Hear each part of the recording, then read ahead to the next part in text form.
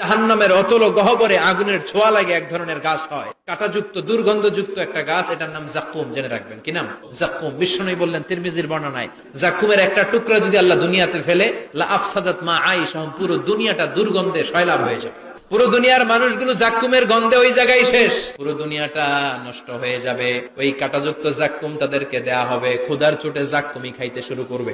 কাঁটাযুক্ত গরম দুর্গন্ধযুক্ত জাক্কুম গলার মাঝখানে কাঁটা বিঁধে যাবে, খেতেও পারবে না, গিলতেও পারবে না। এবার কয় পানি দাও।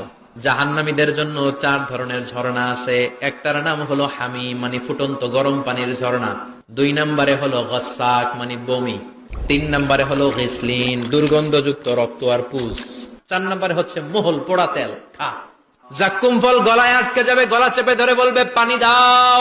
সামনে বিশাল বড় বড় পাত্র দিয়ে গাসসাক, দুর্গন্ধযুক্ত রক্ত, পুজ আর বমি, পোড়া তেল দেয়া হবে। দাউ দাউ করে এগুলো থেকে আগুন জ্বলবে। তৃষ্ণার চোটে এগুলোই খেতে চাইবে। এগুলোর পেয়ালা যখন মুখের সামনে আসবে, এগুলোর উত্তাপে গালের গোশত, চোখের গোশত, কপালের গোশত গুলো ঝলসে ঝলসে পানির মধ্যে পড়ে যাবে।